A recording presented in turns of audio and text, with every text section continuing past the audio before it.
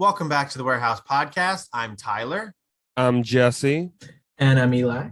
And this episode is going to serve as our extravaganza for the MLB trade deadline and 2022 MLB Draft. Are you guys hype for this episode? Oh, baby, Most am I definitely. ever. Awesome. We are going to caveat this. We are recording this on July 7th, so it is a bit ahead of time. So we may say some things that are a little out of date. Might not make sense if you're listening to this in the future on the eve of the draft.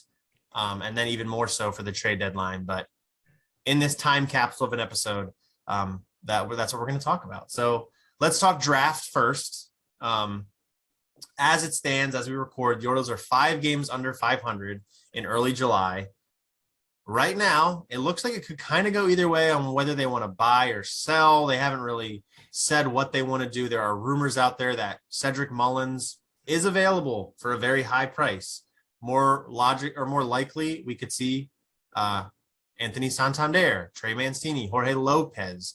But I guess let's kind of start at buyer seller, what role the Orioles are going to play here. Jesse, I'll go to you first. You know, you can guess at what the Orioles record is going to be in 3 weeks if you'd like to, but as it stands, what do you view the Orioles? What position do you view the Orioles taking into this trade deadline? I think definitely sellers. Okay. Any reason for that? Yeah, I mean, I think the Orioles aren't quite at a point where we really are going to buy, just in the sense that some of what the Orioles need is going to shift and evolve over time. So the Orioles, I think it wouldn't make a lot of sense to go buy somebody. Of course, we're not going to go buy a rental for the remainder of the season, right? So we would be buying somebody who's under contract for probably not even a year after this ends, but probably 2 years after this ends. And that would probably, somebody under contract for 2.5 years would probably require a steep price, because that's, reasonably when the Orioles could expect to contend is probably in that third year. This year, one more, and then, the one after that is where the Orioles would be probably looking to contend.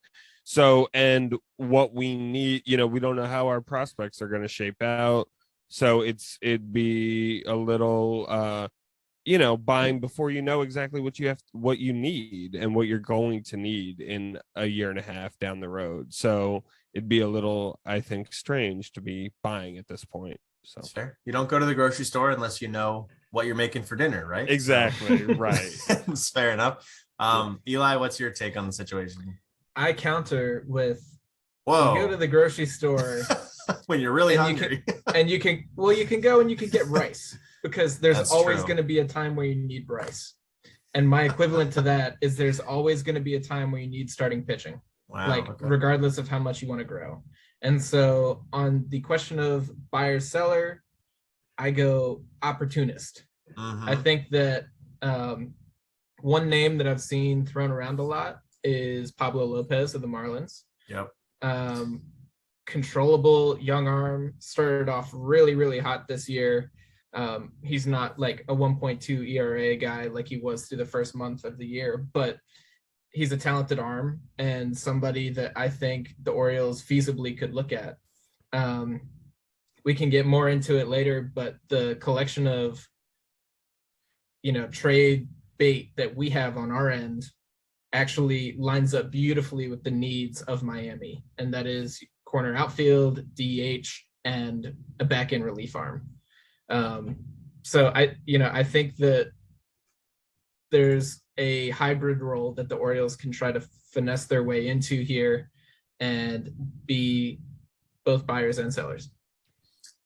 Yes. Oh, sorry. Go ahead, Jess. Yeah, I was just going to say this sounds like what Tampa does all the time, right? Add a little here, take away a little there. Right. Yeah. Yeah, I absolutely. I will say, although I would like Pablo Lopez on the team, I am skeptical of something like that happening. But well, so let me, because I wrote an article for Camden Chat a couple weeks ago called "The Orioles Don't Have to Be Contenders in Order to Buy at the Trade Deadline." So I'm in Eli's side of things as well, where I think that they could step on that line of let's dump's a bad word. Let's trade away an expiring contract like a Trey Mancini because it makes sense. We're not making the playoffs this year. Trey Mancini's not coming back next year, most likely. So let's trade him for what we can get. Probably not going to be a ton. Let's explore an Anthony Santander trade. Yes, he's controllable, but I think, in my opinion, Kyle Stowers can come up and be a very similar level, if not better, potentially, than Anthony Santander very soon. So that's, again, you're not really losing too much. And let's get some prospects for Santander. You don't have to do it, but that's what I would do. I wouldn't trade Mullins. I wouldn't trade. Somebody said, I saw an article about Austin Hayes. No, I wouldn't do any of that crazy stuff. But I think you can do some of those smaller deals, get some prospects, and at the same time, put your toe in the water on a Pablo Lopez. Or if you want to look at a guy who has less control, you could do something like the Blue Jays did with Jose Berrios last year, where they traded for him and then signed him to a massive extension. The Braves just did it with Matt Olson this offseason, where they had a year left and they traded for him, gave him a huge extension. Like, the Orioles could do something like that. So that's kind of what I have in mind. Not that they have to do it, but that's what I would love to see them do is make a move with an eye towards the future. Pablo Lopez would be great. Then the question becomes, which maybe this is a natural progression of this conversation, is what would you be willing to give up to get a Pablo Lopez? There's the prospects there. I think that in my mind, there's a few guys that are untouchables. I'm not trading Gunnar Henderson or Jordan Westberg or these guys that are on the doorstep of the major leagues, but maybe I'd consider a Colton Cowser or a Connor Norby or a Heston Kjerstad. I don't know. Eli, maybe, I don't know if you've thought about this with the Pablo Lopez thing in particular, but are there any prospects, because to get a guy like that, you're going to be giving up prospects. You're not going to usually be giving up major league talent alone. You could give up a Santander, but you're going to have to probably supplement that. So I don't know if you have any thoughts on like off limits prospects versus people you'd be willing to let go. Yeah, I think that I will say, I think that Santander carries a pretty high value himself. It, probably, as you said, is not enough to land somebody of Lopez's quality. And something I should say there is that Lopez has, it was like right around 3 years of control remaining, if I remember right. I can look it up. Okay, yeah. While I'm talking, I think it's 3 years, and Santander has this year and one more. So definitely not equal on controllability there. And I think that's the only thing hurting Santander. I think that we could feasibly do something on the order of Santander, somebody who's kind of a mid-tier with promise, like I don't know, something like Joey Ortiz. We've got a good collection of infielders. I don't think you'd need to reach into the top 100 level like a Kobe Mayo, Gunner, whatever, in order to supplement it. And so like kind of definitely like 2 top 30 prospects, somebody like Ortiz and somebody a little bit lower, I think could probably land it with Santander, one of the major league pieces. Okay. So I'm looking at their Baseball Reference, and they both are actually set as earliest free agency would be 2025. So that means they're controllable through 2024. So that's this season, next season, so and Santander the season has after. an extra year. Both of them. Yeah, exactly. Because I think Santander was a Super 2 guy. That's right. Yeah. So yeah. Okay. I mean, that does change it a little bit for me. I think Santander is closer to Lopez than we are giving credit for. Than Tyler. I look, I've never been like a huge Santander guy. I think he's fine. I just don't. He does nothing for me defensively. I think he looks like a disaster out there most of the time. I know he was a Gold Glove finalist in 2020 somehow, but I think he looks like a mess out there most of the time. And then like his numbers offensively are just like okay, but for like a starting right fielder every day, I want more from it. So that's just my thought. So I would think like, yeah, Santander, but I think you might have to do a Kobe Mayo. You might have to, maybe not a Cowser because he's a top 50 kind of a guy, but yeah. I mean, what about packaging like Santander and Jorge Lopez? Does that do it for you? If I'm the Marlins, no way. I don't think so. I mean, Pablo Lopez is like as a number 2 type starter, I think. Yeah, I think they're using him as Like he's I'll check out their depth chart, but I think they're using him as a 3 or 4 right now. Which I think, I mean, look, I'm talking from the Oriole fan perspective where pitching is, we never have pitching. So, right. I also just want to add in the possibility of a trade like this happening could also be a 3-way trade. So, something like this is sort of a blockbuster sort of deal. So, yeah, having a third team in there is not even that improbable. Yeah, and Pablo Lopez is just like the example we're using, but I think in general, Eli and I are on the same page as far as like the type of player I'd be fine with him going to buy, because to Jesse's point, like, no, they're not going to go and get a 1-year rental unless you can like agree to a contract on the trade or something, but that never really happens in baseball. So, I that's what I would like to see happen. Is it likely? Probably not. I think something like that could be more likely to happen in the offseason for the Orioles, because I think right now the trade market is it's so fast moving and teams are trying to focus on what they can actually get done in like a weekend versus sometimes these bigger deals. Like a Pablo Lopez, I think would be a pretty big deal. Yeah. I think that would need to take a few days to sort out. Right. I also just don't understand, like, okay, of course, like having Pablo Lopez in the rotation would be great, right?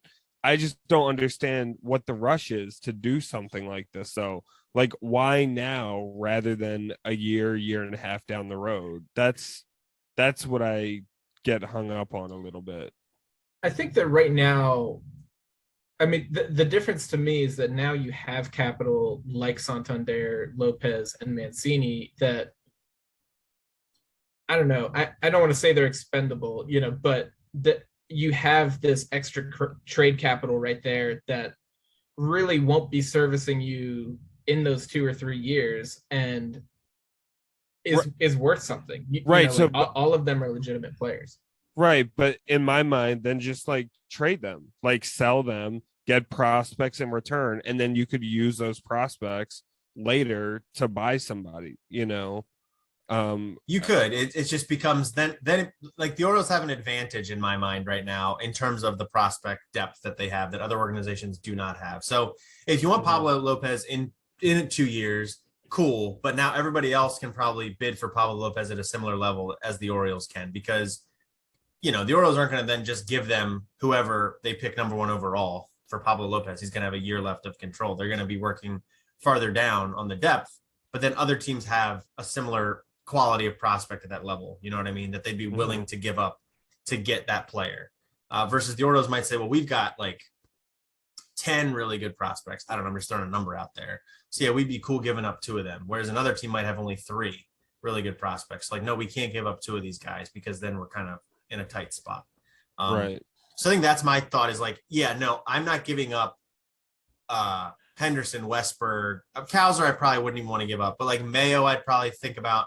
Norby, Joey Ortiz. I just don't know what Joey Ortiz's value is. I know he's a little bit closer to the show with you guys knowing him personally, but like he's had a rough season offensively. So like, is a glove first, maybe glove only kind of a shortstop prospect really going to move the needle? I don't know. That's fair. So like, that's just kind of where I think is you've got to get into these guys. Plus, like the Orioles could trade somebody like a Norby that they got last year. They're drafting number 1 overall this year. Like, and their draft pool this year is the biggest of any team. They're going to bring in a bunch of really good players this year. So are they really losing all that much in the grand scheme of things?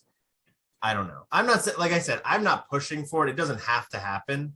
It's just, I would be intrigued by it. And I think it could be a net positive for the organization if they did something like that. To me, I think that, the whole point of the rebuild is to establish your next core. And I think that like right now, with the capital that we do have as trade bait in the major leagues, that simultaneously we know will not be a part of the next good team. I think that is a unique position to be in, like where we have a bit of a core already, and then using these expiring contracts and just kind of like expendable pieces in the way of Santander, because we have good outfield prospects coming up. I think that like confluence of situations leaves you in good spot to go and get something that can just answer one more question that you have.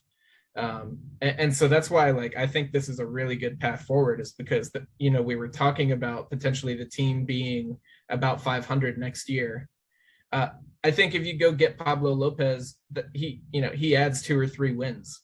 He adds, a significant amount. And so I think that getting some kind of controllable arm that can hold down a rotation spot for the next 4 years is, I think we're in a unique position to be able to do that, not just because of the prospect depth, but because of our like available trade depth at the major league level as well. Right. So just out of curiosity, are you guys basically only in favor of this happening to acquire a pitcher, or are there other positions on the diamond you would be open to? Because of course it makes sense, right? Well, we can assume the Orioles are going to need pitching, right? Everybody needs starting pitching, right? Where else on the diamond are you open to this sort of trade happening? See, I think pitching is unique. Starting pitching is unique for the Orioles because, Dan Connolly had an article last year talking about how he doesn't think there's enough pitching in the organization. And I think he's right about that. But at the same time, I don't necessarily think it's a huge issue because this feels like it was always the plan, was to go get the pitching. Now you can go on free agency and do that, and there are going to be arms, but getting pitching at the top end of the market in free agency, to me, always feels a little dicey. Like if you get that number one guy, if you go get Garrett Cole or you get Max Scherzer, their years, they were the top guy. Yeah, it might work out. It probably will work out because they're generational talents. But then if you're coming down a rung to the guy you're giving $100 million for 5 years or whatever, that is not a spot in the market that I think is like super favorable. Because it just doesn't seem to work out a lot. I think we're seeing Eduardo Rodriguez with the Tigers is kind of an interesting example of that. He's not really been particularly good this year. And he was like kind of a prized, piece in free agency this year.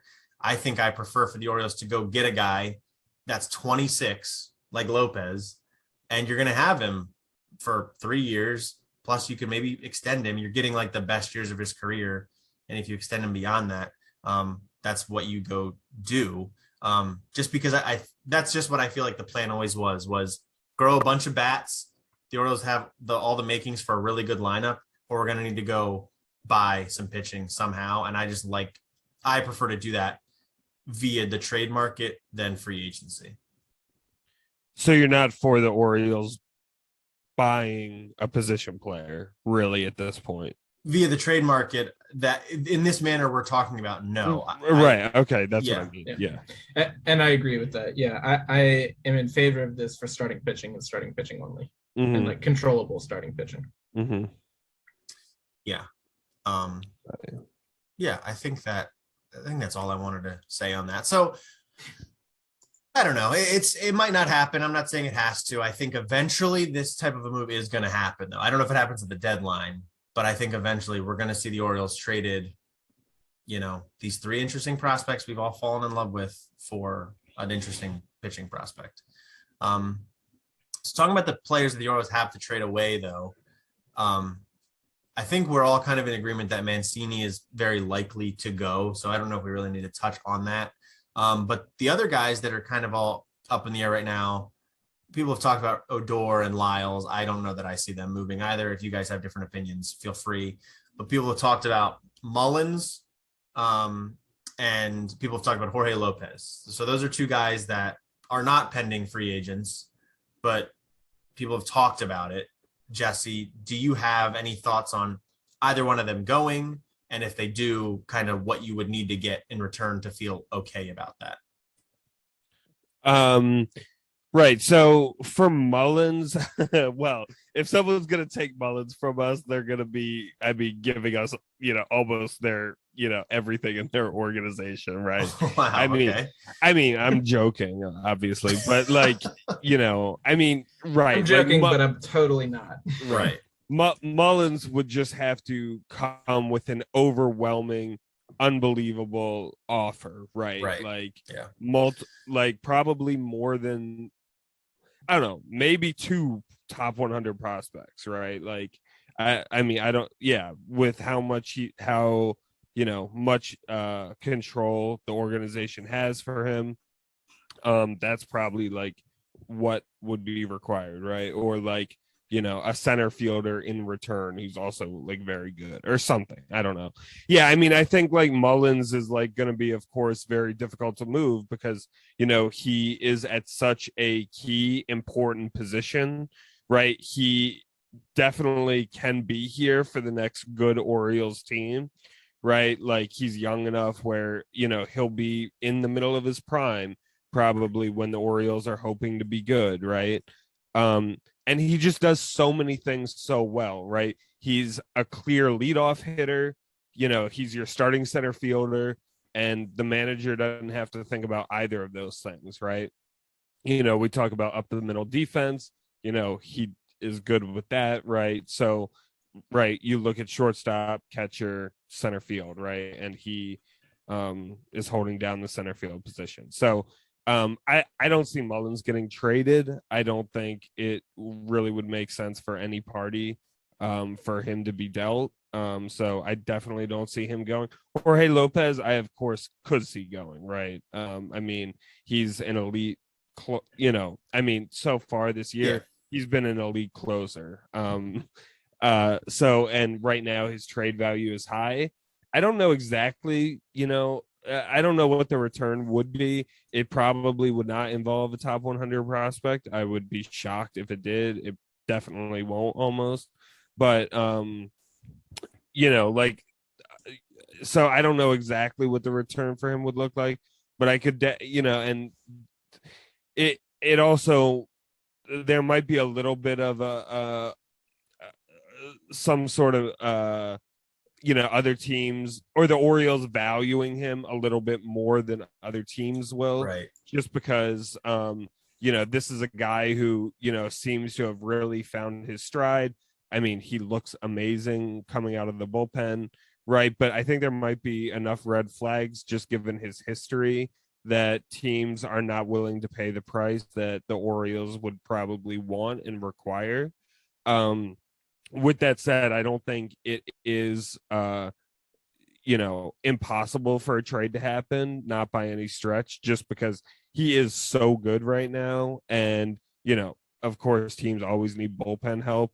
And, maybe a team might get desperate and they might say, hey, look, I think we are paying a little too much, or we are paying more than what we think his value is, but we're willing to do that because we're trying to go win the World Series, right? So I definitely think I can see Lopez. Really, I mean, most of the bullpen I could see being dealt, other than maybe Felix Bautista, who outside of him, I think most of the bullpen is available. So including Jorge Lopez is probably the quote unquote the biggest piece there. They've talked about Dylan Tate too. I've heard Dylan Tate's name said a bit. And that's exactly who I was thinking of next, right? It was Dylan Tate, right? So let alone any of the middle relievers could get dealt for anything. But yeah, so I mean, I guess that's basically, I mean, if you want to look a little deeper into the roster, you could see an outside shot of Chirinos. As you said, you could see an outside shot of Odor being dealt. But mainly the bulk of the value is going to come from the Orioles trading these bullpen pieces that they've accumulated. And that they will definitely be the focus for the deadline. Which is, I think that's like something I've talked, I don't know if I've said it on the show, but I feel like I've had conversations with you, Jesse, before about how I feel like bullpen arms are typically overvalued on the trade market. And like, if a team could become find some sort of secret formula to churn out sort of these late inning arms, that's like the secret to success. I totally agree that if the Orioles think like, Dylan Tate is good, and so is Jorge Lopez. We can trim these guys out again. We can bring up new arms and do the same thing with them. Let's do it. But at the same time, all of those arms have tons of years of control left. So, like, they shouldn't trade them for peanuts. You know what I mean? Because it just doesn't make any sense. But if they can get pieces they're really excited about, I'm all for that, because as we saw with Paul Fry. You can go from good to just atrocious in a matter of months. So yeah, I feel you there. I will say, I think with Tate, right? Like I don't think he's as volatile. I mean, definitely not as volatile as Fry, of course, but I think Tate, I'm very confident in Tate and his ability to pitch well, moving forward. So he's one of the bullpen arms that, I would not be pressed to trade because I think he's not going to just disappear and crumble. Mm-hmm. Yeah, no, you're a Tate guy. Yeah. You have been. Always have been. That's what I was gonna say. Yeah. I mean, I am, and I think my confidence in him is showing up this year. Like he's pitching great. So the best part of the Zach Britton trade, because I think everybody else is gone. So definitely, yeah. Eli, I don't know if you have any thoughts on who we would trade and who you wouldn't want to go, or any of that stuff that Jesse just talked about. Yeah, I think. I mean, I won't reiterate everything. I think the only interesting person worth making a point about is Mullins. I think the return would need to be huge for the Orioles because, I don't know, because he has been so phenomenal. He's such a great story. Obviously, everyone loves him. And he's a wildly productive player, especially over the last month or so. But I think that the rise of Austin Hayes definitely makes it more of a chance, or definitely makes the possibility of a Mullins trade higher than it was at the start of this year.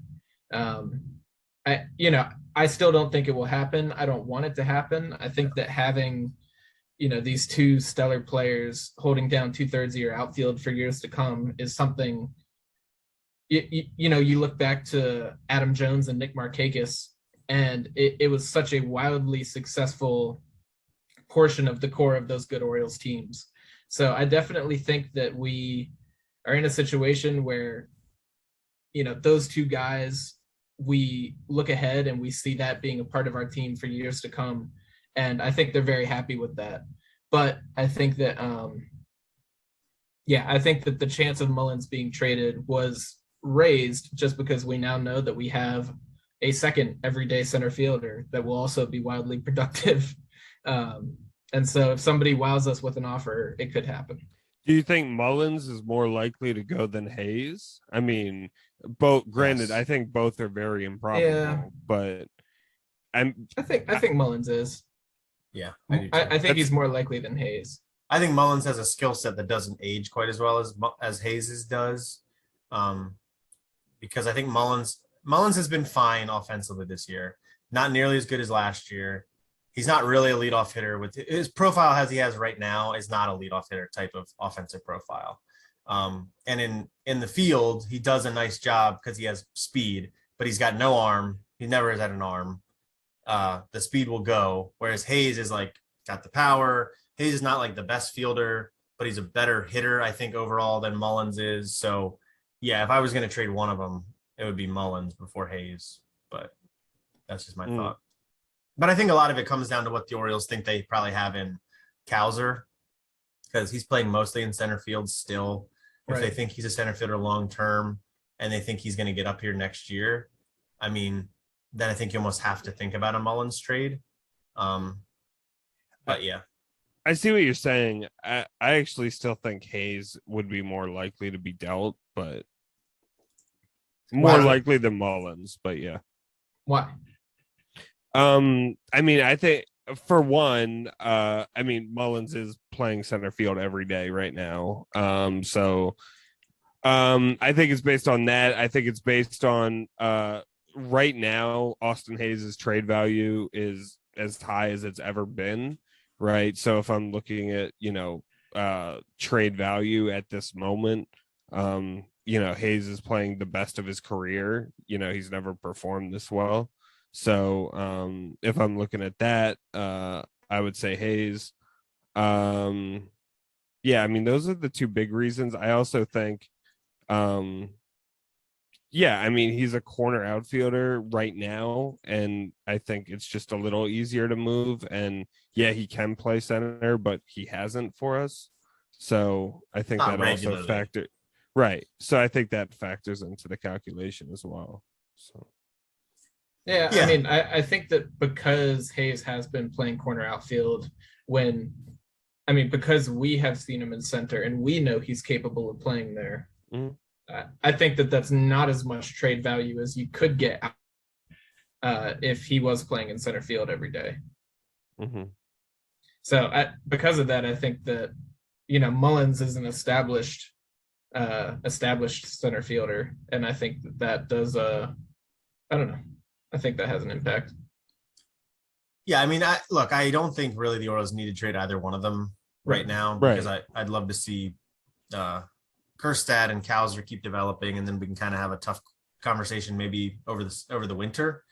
Right. But yeah, to trade either one of them, I think their values are similar right now. Maybe Mullins is a little more valuable because he is a center fielder at the moment, but you'd have to get a ton back for either one of them. And I'd be very disappointed if they didn't get a haul for either one, because they have so much team control still too, like 3 years. Right. Both of them could be really important parts of a really good Orioles team. So absolutely. I don't want to see them traded, but if they are, it needs to be epic. Yeah. And I'll reiterate, I double dipped on this conversation just because it's the interesting one, not because I think either one will be traded. Yeah. Right. And I mean, if you have two pieces that we can be pretty confident will be part of the next good Orioles team, right? If you're going to give that up for prospects, or, you have to be very, very confident in those prospects, or you're getting, a starting pitcher, that or something, right? Yeah, Pablo Lopez or something, right? Right. The same thing I said with Lopez. I think we're turning the corner to where it's about answering questions at this point and not about just finding a bunch of potential answers, if that makes sense. The early stage of the rebuild was just acquiring talent pretty much regardless of where they were. And you have a bunch of people, and now it is, okay, we have these pieces in place. We, can start to see where the holes are going to be in this future team. And those are what we need to answer at this time. So, yeah, this is the hard part. We're getting into the difficult decisions on who to keep and who not to. And we'll see. Related to that, I think Carlos Correa was doing an interview and he mentioned the Orioles. He said the Orioles look really good right now, that they're building things the right way. And he said in 2-3 years, everyone's going to be talking about the Orioles. And he can opt out of his contract this offseason. Let's get that train going again. Look, I love Jorge Mateo, but I think I would take Carlos Correa. Yeah. Pretty cool. All right, let's switch to MLB Draft stuff to wrap up this show. Orioles Draft. The draft is coming in a couple of weeks here as we record. As we are releasing this, it'll probably be in about a day or two. The Orioles, as you may have heard, have the number 1 overall pick in the draft, as well as the top overall signing bonus pool. It's not clear what the Orioles are going to do with that number 1 overall pick. A bunch of stuff has been said. However, all of it has been very transparent with the reporters and writers saying that we do not actually know what the Orioles are going to be doing. They've been very hush-hush. It sounds like it's going to be 2 or 3 people that know what's going on, with those 2 or 3 people being Mike Elias, Sig Mejdal, and maybe Eve Rosenbaum, who's the new assistant GM. And that's going to be about it until you hear Rob Manfred announce the pick on July 17th. But the latest there is MLB Pipeline did do a mock draft. Jim Callis, who is largely respected as the best at this in the business. And he does have the Orioles taking Drew Jones, the outfielder from Georgia high school, the son of Andrew Jones, with the number 1 overall pick. Jones is largely viewed as the top talent in the draft. However, it's not entirely clear and agreed upon that is the case. But Eli, what do you think about that, first of all? Drew Jones, number 1 overall, kind of going with best player available. Is that what the Orioles should do here? So last time we had the number 1 pick, we went with best available. And as we have talked about ad nauseum, Adley Rutschman is working out pretty well. Yes. That said, there is definitely more risk involved. Drew Jones is a high school player. I can't claim to, know all too much, but I would of course be happy with taking what everyone says is the best talent in the draft. Yeah, and it would kind of go, I mean, going best player available wouldn't necessarily go against, but the Orioles have done the underslot a couple of times. They've gone college hitter early in the draft. So Jesse, what do you think about the Orioles potentially switching up and moving away from the college hitter to take a player like Drew Jones, who is talented, but as Eli said, with any high school player, it is going to be riskier. Right. I, of course, am hoping they draft Drew Jones. Just being the Orioles, I could, kind of as we approach this, right, I kind of have this feeling the Orioles are not going to do that.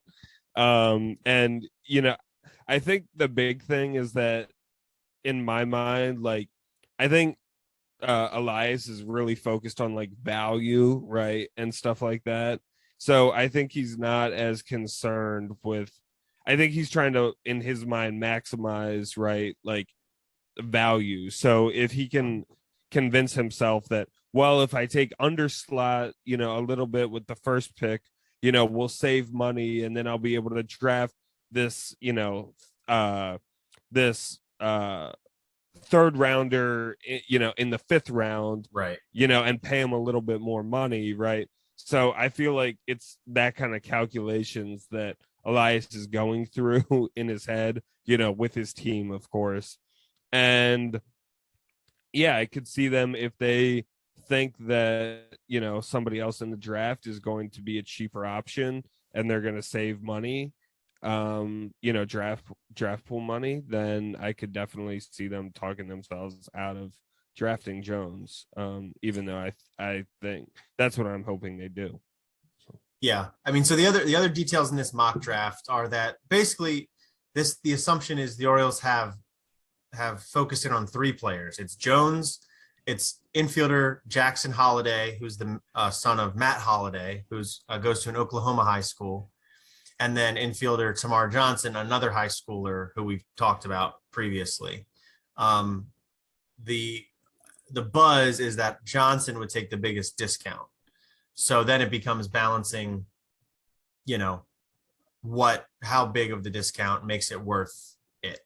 Because then the Orioles pick again at 33. And in this mock draft, it has the Orioles taking Justin Campbell, right-handed pitcher from Oklahoma State, who Pipeline has ranked as the number 36 overall player. This has the Orioles taking him at 33. To me, that doesn't really sound like there's going to be much of a discount there. It's kind of a slot pick. And that's with them taking Jones, number one, who likely is going to not take much of a discount, if any, there. However, a player that's been mentioned a few times as potentially slipping to the Orioles at number 33 is Dylan Lesko, a right-handed pitcher from a Georgia high school who Pipeline has rated as the 14th overall player. But theoretically, if the Orioles saved $2 million at number one overall, they could potentially give that to Lesko plus slot value at 33. So I don't know. It's just a lot of words I just said right there to kind of give you an understanding of like what the math that Jesse was kind of just talking about is going on in the Orioles' head. I don't know enough about Lesko. I don't know if any of you guys have any thoughts on Lesko, but it seems to be like if the Orioles can get Johnson, they would try to aim for Lesko at 33. And I don't know, maybe that is better than Jones and a college pitcher at number 33. I don't know. Yeah. I mean, yeah, the thing, like, I guess, to us, we can't speak all too well to individual players. So I think the thing that's more worth saying is that, I mean, the Orioles have had success in the past. We drafted Carter Baumler and Kobe Mayo in the 4th and 5th rounds of that shortened 2020 draft. And those two players have both come out pretty successful. And we were able to do both of those at over slot deals because we took the discount in the first round. And Taramar Johnson has, people have said the best hit tool in the draft. He does seem by all accounts to be no slouch whatsoever. And so, yeah, if you save $1 million, like that is a totally defensible strategy. And it sounds like Jackson Holliday is just kind of the middle ground between them. Everybody says that Holiday will go within the first probably 3 picks or so. They say he is also wildly talented, and you would have less savings, but you might have a bit more of a sure prospect in him. The one knock on Johnson is that he's probably, I mean, he plays second base right now. That's what he's listed as a prospect. He's almost definitely not going to be a shortstop, though, and there's a lot of talk that Jackson Holiday can hold it down there. So position's an interesting point, I think, because some people have talked about Drew Jones plays outfield. The Orioles seem to have a lot of outfielders. They just drafted Kowser last year, Kerstad the year before that. Like, does position matter? I think that it doesn't. Okay. Sorry, Jeff. Just real quick. To me, I think we're in the Orioles are in a position where if we are taking a high schooler with this first pick, which, I mean, by all accounts, a prep bat is probably the way it'll go. If we end up with a high schooler here, you know, the core that we're always talking about on the Warehouse Pod, you know, that core, the next good team, all those catchphrases, those people are already in the system, or they're already in a system somewhere. You know, if we're taking a high schooler, we're expecting it's going to be 4 or 5 years until that happens. Right. Gunnar Henderson was in the 2019 draft, right? Yeah. No, he's 2020 here. I think it was 2020. I think it was 2019. I'll look. I'm panicking. I think it was 2019. I think that's right. So, you know, here we are in 2022, and he's probably going to make it up next year in 2023. So, you know, it's about 3 and some change. And he's a super fast riser. He'll be a young player in the MLB. So, you know, where we are is if we are taking a prep bet with this first pick, you're not going to see them for 3-4 years. And that is if they are a wildly successful prospect and don't really hit any road bumps along the way. So I don't concern myself so much with like drafting for a specific position, especially with this younger, with a younger pick. With high schoolers, right. Yeah. I mean, what I will say, though, is when you're picking 1-1, you're dealing with a little bit of a different level player than even a Gunnar Henderson, who was a 2019 pick, 42nd overall. I think even then they kind of picked him with the thought, like, it's a little raw, but we're going to work with it because he's got the tools, and we're going to give him a little more money, and we're going to get him in here and figure stuff out. Like when you're at 1-1, you're dealing with, to give an Orioles example, a Machado level type of player where Jesse's got. Sorry, I didn't mean to do that. That's Go ahead. Where he got drafted in 2010, 3rd overall. He debuted in 2012 as a 19-year-old. Sure. And that's when the Orioles were like, we're ready to go. He's our best option at third base, even though he's playing shortstop in Bowie right now. Get him here. So I think you could see something similar with a Taramar Johnson. You're like, yeah, he's playing second with Bowie right now, but we have 85 wins in late August, and we need to push for everything we've got. Bring him up here, and we'll DH him. We'll do whatever to get him some at bats. So I don't know. I think you go best player available. And if the Orioles think that is Drew Jones, then take Drew Jones. I don't care about position too much. So yeah, I don't know anything about the players to what Eli said. Like, I don't know individual players enough to say, but if the Orioles think Drew Jones is the best, take Drew Jones.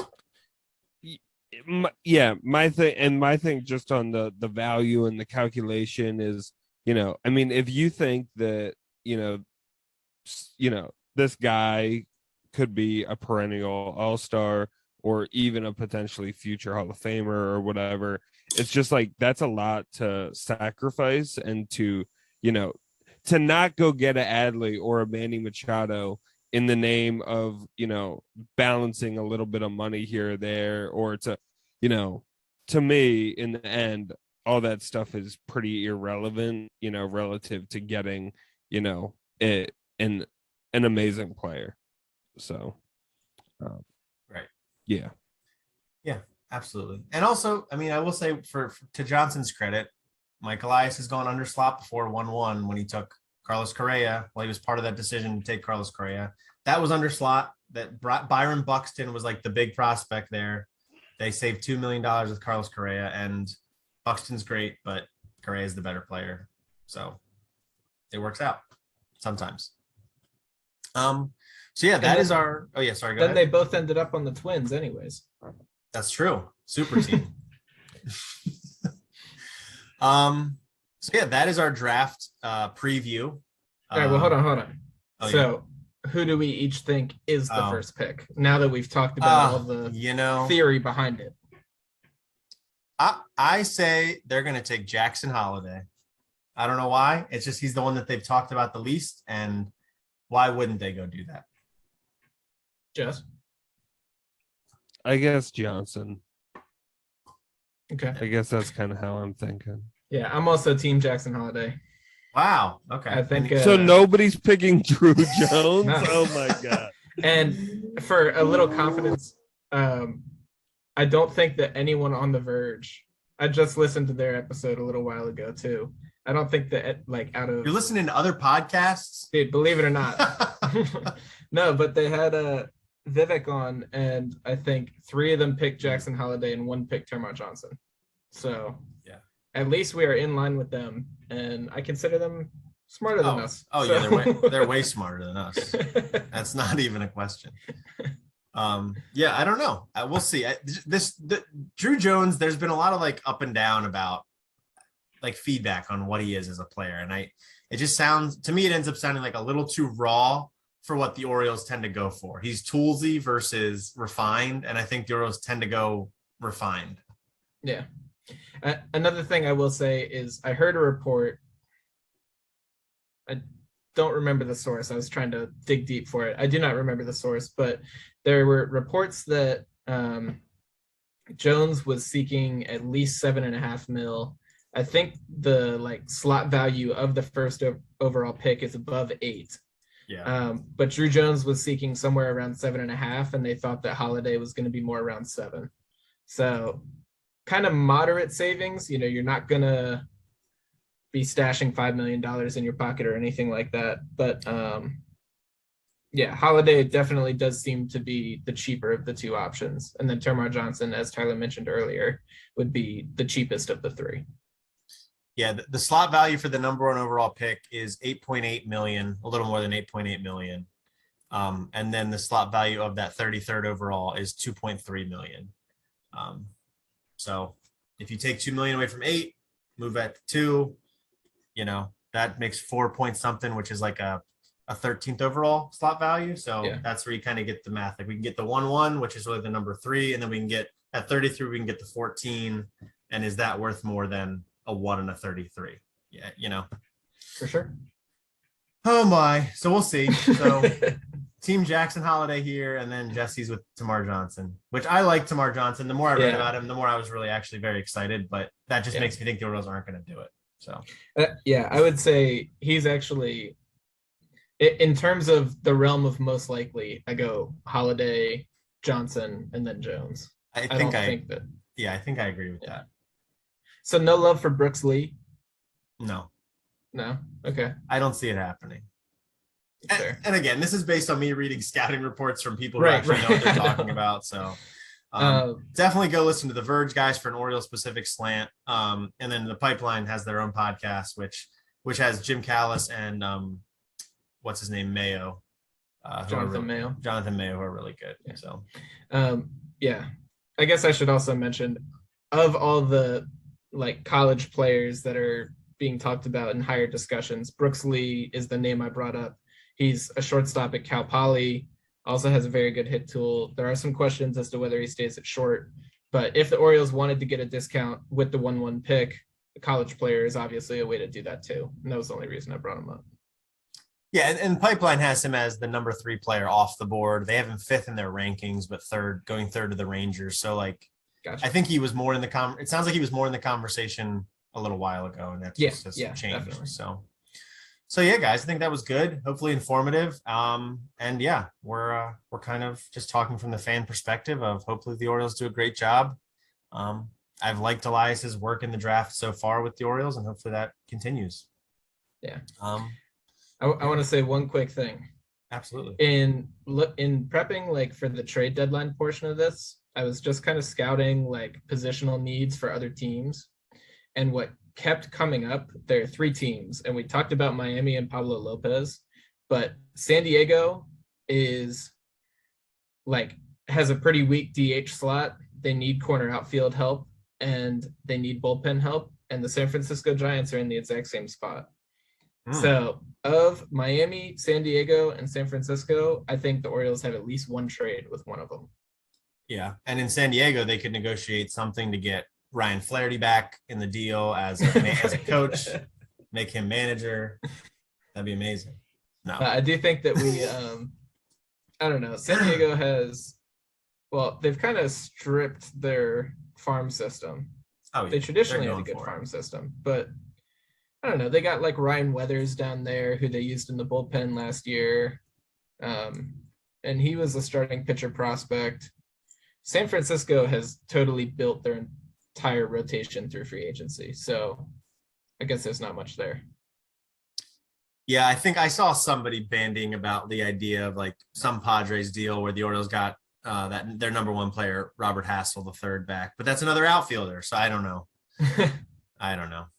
We'll see. I think the Orioles are going to be movers at the deadline. I don't know if they'll go buy, but it feels like the deadline for Santander to go, just with Stowers waiting in the wings. So that's like the trade I'm expecting the most is Santander and Mancini.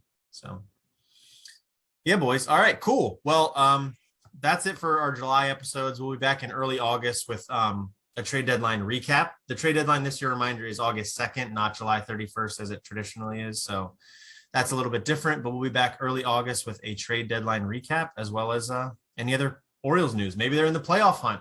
Who knows? Oh, baby. We'll see. But yeah, thank you so much. Oh yeah, let me tell you to follow the podcast. Jesus. Follow the podcast on Twitter and Instagram if you'd like at The Warehouse Pod. Please subscribe to the podcast on Spotify, Apple, anywhere else you get your podcasts. You can also head to thewarehousepod.substack.com and subscribe to us that way. We'll get sent to your inbox rather than to a podcast app. And you can also email the show if you'd like, thewarehousepod@gmail.com, and we'll take a look and respond or read it on the show if you'd like. But yeah, that is about it. Thank you all so much for listening to the show. We really appreciate it. Until next time, this has been the Warehouse Podcast. I'm Tyler. I'm Jesse. And I'm Eli. Thank you so much.